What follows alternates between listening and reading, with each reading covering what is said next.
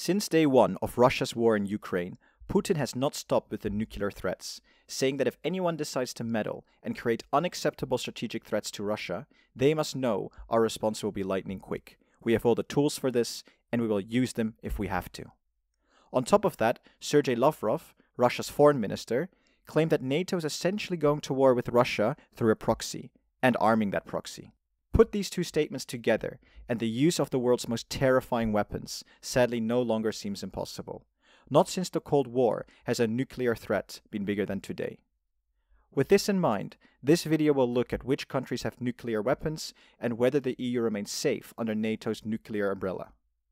Currently, the nuclear armed states are Russia with 6,375 warheads, the US with 5,800 warheads, China with 320, France with 290, the UK with 215, Pakistan with 160, India with 150, Israel with 90, and North Korea with 30 to 40.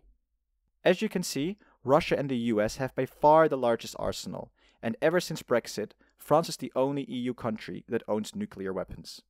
There are also 5 NATO nuclear sharing countries who do not own but host nuclear weapons on their territory.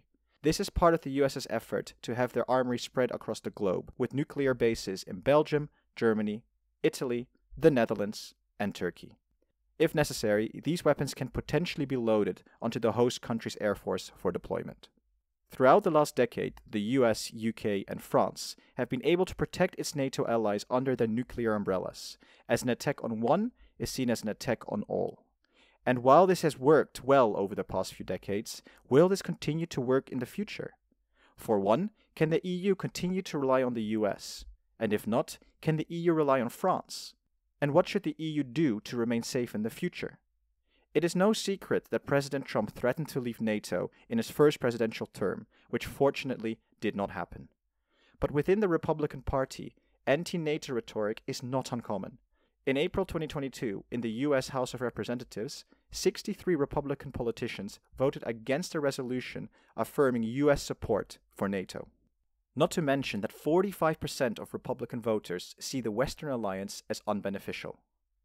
The next US presidential election will take place in 2024, and it seems quite likely that Donald Trump will run again. Imagine if Trump or another NATO-skeptic US leader becomes president. What would that mean for NATO and the EU? Without the US, NATO's nuclear firepower would shrink dramatically by more than 90%. The remaining nuclear-armed NATO countries would be France and the UK, who, as we saw earlier, have a tiny nuclear arsenal compared to Russia and the US, leaving NATO in a very, very weak position.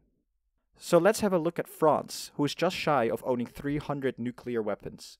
In theory, this would be enough for a nuclear umbrella, but there are 3 key concerns. Firstly, these warheads can be delivered by 4 of France's submarines, of which 2 are usually active. With such a small fleet, there are doubts whether Putin can be convinced that Europe can adequately respond to a nuclear attack. Secondly, France only has strategic nuclear weapons, which have an explosion force 8 times as powerful as the bomb that the US detonated over Hiroshima in 1945. Russia, on the other hand, also has smaller tactical weapons, which can be used strategically to force a country to surrender.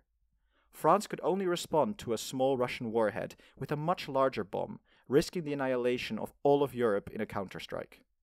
It is highly unlikely that any French president would authorize that, and that can be used against them.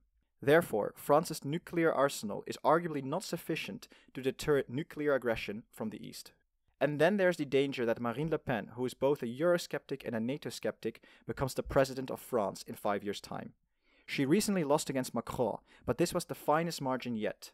If she were to win and leave these international organizations, which would not be the first time for France, then the EU would stand without any nuclear deterrence altogether.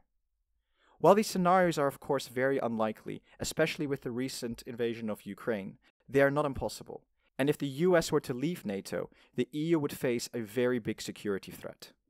So should the EU create its own nuclear deterrence? Well, this isn't a new idea. Back in the 1950s, Germany, France, and Italy discussed the idea of building a European bomb, with their goal to make Europe independent of the US nuclear umbrella. However, France eventually decided to build its own bombs.